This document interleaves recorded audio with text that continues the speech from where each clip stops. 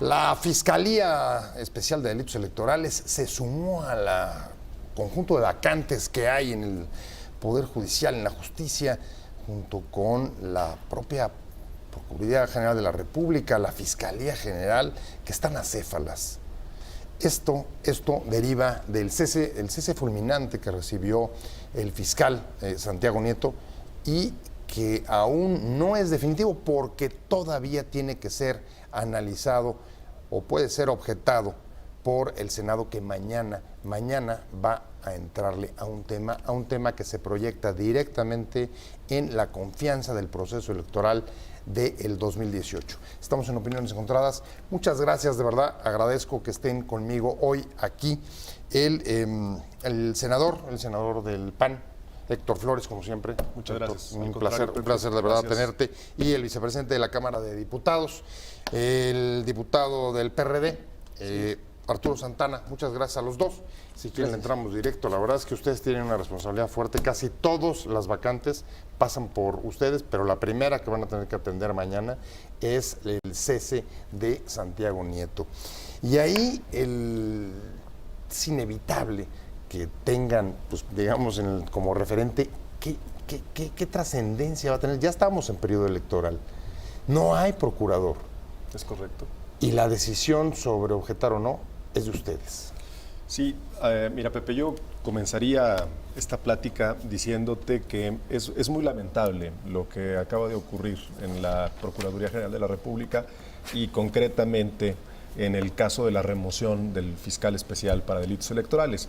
Y es muy lamentable por varias razones. La primera de ellas, te diría, es indudable que el cese se da en medio de un ambiente político tremendamente enrarecido, señalamientos de diversas fuentes, una de ellas del propio fiscal especial, de presiones provenientes del gobierno o de actores ligados al gobierno relacionados con el caso de la compañía brasileña Odebrecht en sus operaciones tanto con Pemex como con la campaña presidencial del Partido Revolucionario Institucional. Entonces, en ese ambiente enrarecido se presenta el cese inmediato de Santiago Nieto como fiscal. Y eso, honestamente, debe ser analizado desde el Senado de la República con una óptica, mira, más allá de sospechar sobre las verdaderas razones y sobre las verdaderas intenciones del gobierno para haber cesado a este fiscal, lo importante es aclarar, uno, bajo qué condiciones efectivamente se juzgó la responsabilidad de esta persona, y segundo, lo más importante, Pepe, qué viene a futuro, porque estamos prácticamente ya en medio del proceso electoral, ya dio inicio el proceso electoral, y estas señales que se mandan a la ciudadanía en el desorden, digamos, de las instituciones son francamente terribles. Yo lo pondría en esa perspectiva. Creo que hay que analizar con toda disciplina. Arturo, la verdad es que es una decisión que casi ha puesto de acuerdo a todos.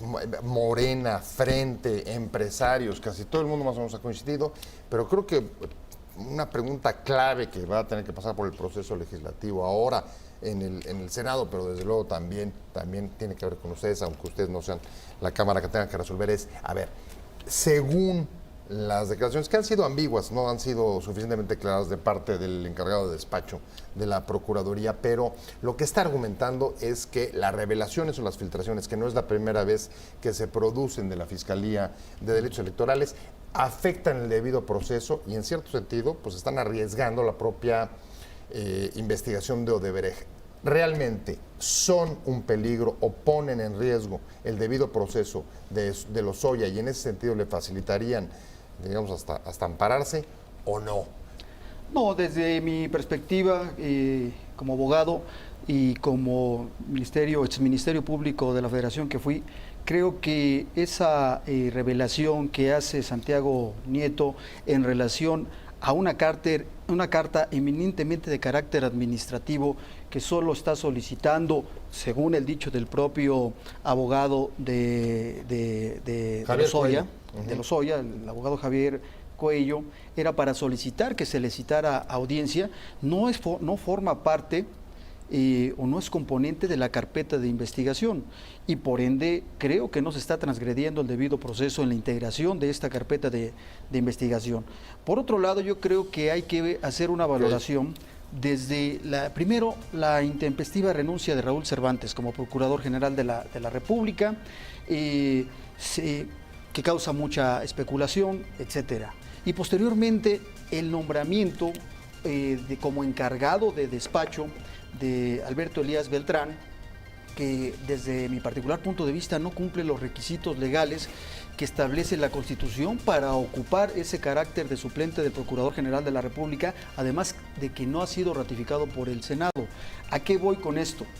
Si no cumple los requisitos para ser nombrado como encargado del despacho de la Procuraduría General de la República, pues las actuaciones que haga a nombre de esta institución pueden resultar nulas de pleno derecho. O sea, tú sostendrías, hay visos de vicios de origen, claro, en el origen de la institución. Y la otra es si, eso no te lo pregunté, pero se infería si se afectaba la secrecía independientemente de que no obrara la carta dentro del expediente.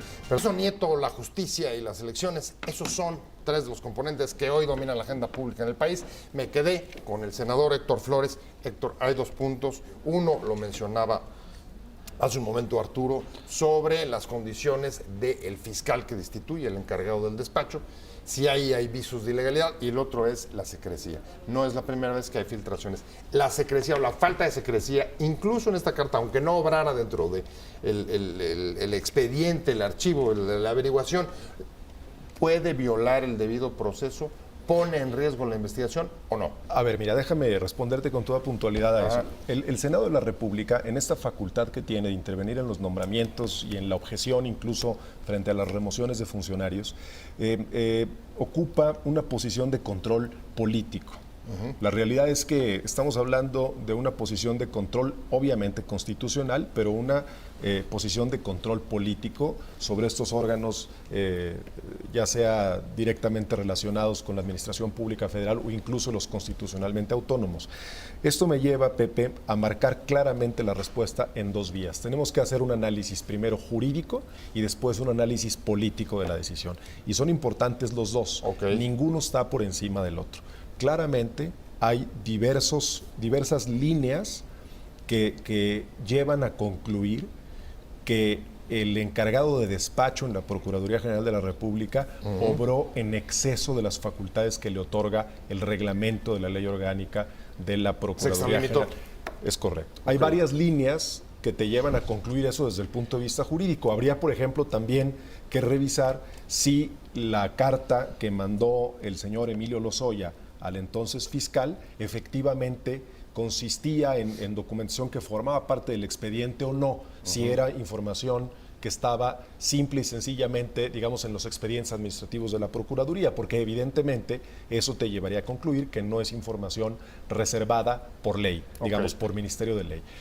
Pero más allá del argumento jurídico, políticamente, lo que hizo el gobierno federal y lo que hizo el encargado de despacho a nombre de la Procuraduría, entendemos que con el claro consenso, hay que subrayarlo, con el claro consenso del presidente de la República, una decisión de esta naturaleza no se puede tomar. O sea, un encargado no la tomaría. No, de lo contrario estaríamos hablando honestamente de una imprudencia todavía mayúscula, que una persona en ese nivel de la Procuraduría se tome el atrevimiento de generar esta crisis política, y yo diría incluso hasta constitucional, que estamos viviendo ahorita. Entonces, con el claro consenso del presidente, honestamente es una decisión equivocada, es un error. Pueden evidentemente argumentarse excesos en la conducta del fiscal, pueden argumentarse muchas cosas, pero lo que mañana tenemos que evaluar en el Senado de la República es cuáles fueron las consideraciones de orden jurídico y de orden evidentemente político de quienes tomaron esta decisión para haber puesto al país en la encrucijada en la que hoy estamos. Jurídicamente, decías, el encargado de despacho, el procurador en funciones, se extralimitó. Se extralimitó porque... O sea, ¿dónde rebasa sus capacidades? No cumple los requisitos, en primer lugar, para ser encargado de despacho. El artículo 102 constitucional establece claramente que el procurador tiene que tener por lo menos 10 años en el ejercicio de su profesión. El subprocurador, que en su momento vaya a suplir al procurador, tiene que tener los mismos requisitos según la propia Constitución. Alberto Elías tiene registrada su cédula profesional, egresado de la Escuela Libre de Derecho, en el año 2011. Si hacemos cuentas de 2011 a la fecha, no cumple con el requisito de los 10 años. Entonces tiene 6 años, va a cumplir 7 años. O sea, pero eso incluso vale para un encargado de despacho. O sea, no tiene que ser solamente para el definitivo. No, Okay. por supuesto que no. El encargado de la Procuraduría tiene que cumplir los mismos requisitos que para el Procurador General se exigen, y en este caso no se actualiza esta información. Entonces, por eso sostengo que las decisiones y las actuaciones que lleve a nombre de la Procuraduría General de la República el hoy encargado de despacho pueden ser nulas de pleno derecho. Tienen vicios. Entonces, de legalidad. Tienen vicios de legalidad de origen. Entonces, a mí me parece que el Senado debe de revisar jurídicamente este asunto, este tema, porque me parece que le metieron una bola baja al presidente de la República al no informarle que Alberto Elías no cumplía con los requisitos para ser nombrado encargado del despacho, y mucho menos, como lo sostiene el senador, tomar determinaciones de esta naturaleza. Yo creo deducir que Santiago Nieto dice, ¿están violando mis derechos constitucionales? Sí, están violando los derechos constitucionales, y por ende debe de ser restituido inmediatamente por el Senado para, pues, en algún momento dado, el que sí vaya a ser Procurador General de la República con los requisitos constitucionales, pues determine lo que su derecho convenga, pero va a tener otro problema, porque nadie puede ser juzgado 2 veces por el mismo tema. Por el mismo tema. Entonces, ahí están metidos en una encrucijada de orden mayor que puede tener repercusiones políticas de un alto nivel en el país. Déjame quedarme con reposo. Hablando de la crisis, de la nueva crisis, el escándalo de la FEPADE y de la remoción de Santiago Nieto con el vicepresidente de la Cámara de Diputados, con Arturo Santana, y me quedé contigo, el senador del PAN, Héctor Flores. La verdad es que qué situación tan difícil. Déjeme no usar calificativos, los puros hechos. Traes un procurador en funciones que no ha sido ratificado por el Senado. No tienes fiscal general. Y ahora tienes la vacante de la FEPADE, y mañana los ojos puestos en el Senado para decir, no solo jurídicamente, políticamente, ¿pueden enderezar esto? Y además falta que no hay fiscal anticorrupción. Perdóname, Además, ya se me había olvidado así ese. Así es. No, mira, yo pienso que precisamente lo que acaba de ocurrir la semana pasada con el fiscal especial en FEPADE, digamos, da cuenta perfectamente de cuál es la crisis que estamos enfrentando precisamente en toda la institución de procuración de justicia, y da cuenta de una visión encontrada, vamos a decirlo así, entre quienes yo ubico, no porque lo piense así, sino por sus hechos, concretamente entre quienes pretenden hacer de la Procuraduría General de la República una institución que de alguna forma resulte cómoda o manejable a ciertos intereses, y quienes del otro lado, en distintas formas y por distintos frentes, quizás no necesariamente todos unificados, pero están peleando por darle a esta institución distintos equilibrios. A ver, esto ha puesto en la picota a las organizaciones autónomas. ¿Qué credibilidad tienen los organismos autónomos a partir de hoy? Claro, a partir de esto. Claro, es un problema que, lejos de un avance que se pretende con la reforma constitucional, se traduce en un retroceso, porque la visión de todos, por lo menos toda la oposición, es que se ha consumado un acto arbitrario, un acto encaminado a nombrar por parte del PRI gobierno un fiscal a modo en la FEPADE, ir planeando, ir fraguando desde ya un fraude electoral para el 2018. ¿Tú coincides con eso, con esa apreciación? Mira, yo lo que considero aquí es maquinación. Arturo, es maquinación. Pero déjame poner con toda claridad y con toda precisión lo que yo pienso de lo que estamos debatiendo en este momento, antes de llegar a lo que está señalando Arturo. Lo que claramente está en juego aquí es la conformación de los órganos de procuración de justicia, y no es un tema menor. No, claro. Y claramente, desde hace varios meses, incluso años, ha habido corrientes en la oposición que han expresado su preocupación por esta manera tendenciosa de utilizar estas posiciones para proteger intereses de grupo, intereses políticos o intereses personales. Se ha venido denunciando. Me parece que lo que ocurrió la semana pasada es precisamente la confirmación en los hechos de esa pretensión. Es decir, sin llegar, si me lo permites, diputado, sin llegar a esa afirmación. Fue una decisión facciosa. Que es una decisión facciosa, que todavía no ocurre, digamos, falta 2018. Lo que hoy sí tenemos es claramente una decisión del Poder Ejecutivo Federal. Te digo, esto no se entiende. Del presidente. Del presidente de la República. Esa decisión la tomó el presidente. Es que el cese de ese funcionario por parte de un subprocurador encargado del despacho no se entiende sin no está atrás. Sin la complacencia del presidente de la República. De manera que esta decisión, yo te decía, políticamente es un error, porque manda un mensaje precisamente en la línea de lo que se ha venido señalando como una preocupación permanente de utilización facciosa de las instituciones de procuración de justicia. ¿Qué es lo que tenemos adelante, Pepe? Y yo creo que esa es la parte más importante. Tenemos que, todas las fuerzas políticas, yo te diría que fundamentalmente el PRI, tiene que sentarse a dibujar las instituciones que queremos dejar precisamente para este periodo sumamente complicado. Y por lo pronto saber cómo va a votar. En primera, si eso se va, lo decías antes del programa, si eso se va a canalizar por comisiones o se va directo al Pleno. Estas instituciones podemos esperar para el proceso electoral de 2018, dado que pues están acéfalas prácticamente todas las instituciones de justicia.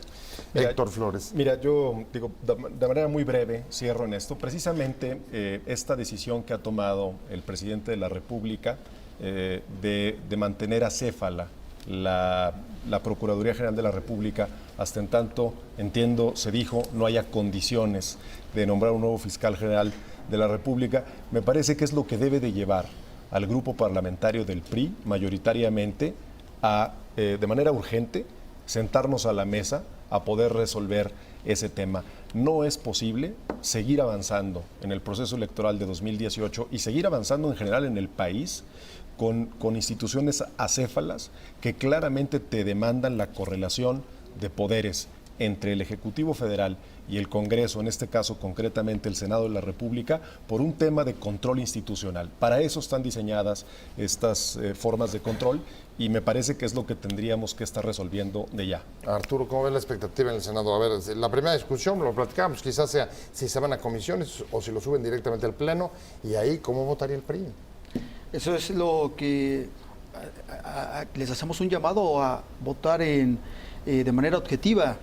Yo llamaría al PRI, que es la mayoría, a cuidar a la institución. Dejémonos de las personas. Hay que cuidar la institución, hay que cuidar a la PGR, que va a ser próximamente la Fiscalía General de la República, y hay que cuidar también a las fiscalías en materia de delitos electorales y la Fiscalía que va a combatir o que supuestamente se va a encargar de combatir la corrupción en México.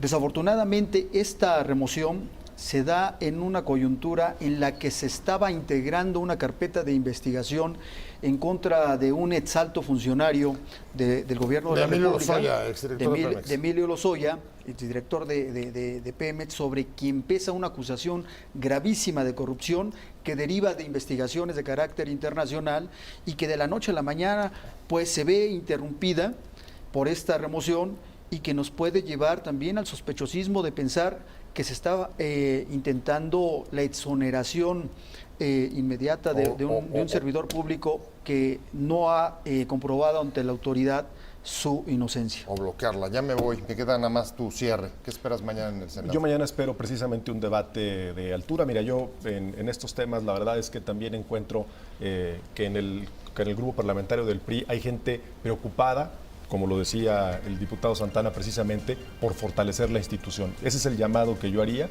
y con ese propósito asistiría yo primero mañana a la Comisión de Justicia, de la que soy parte, y posteriormente a los debates en que se le convoque de carácter de tu punto de vista, ¿hay que ir al Pleno o primero a comisiones? Yo pienso que hay que ir a comisiones, ese es el procedimiento, además está marcado en el reglamento. Hay un procedimiento marcado, obviamente hay interpretaciones. De llevarlo directamente al Pleno, ¿qué sería un poco más? Mira, me parece que votarlo como asamblea. Me parece que es un tema básicamente que no permitiría el debate reflexivo y profundo que requiere esta misma situación, ¿no? Además, Bueno, Ya me voy. Muchas adelante. gracias, Héctor. Mucha suerte Adelante. mañana. Gracias. Que estés muy bien. Héctor Flores, senador del PAN. Muchísimas gracias también, Arturo Santana, vicepresidente de la Cámara de Diputados. Gracias a los dos por haber estado con Al nosotros en el contrario, programa. gracias. Los vamos a darle seguimiento, los volvemos a invitar. Muchas gracias a usted por haber estado con nosotros acá en Opiniones Encontradas. Nos vemos mañana.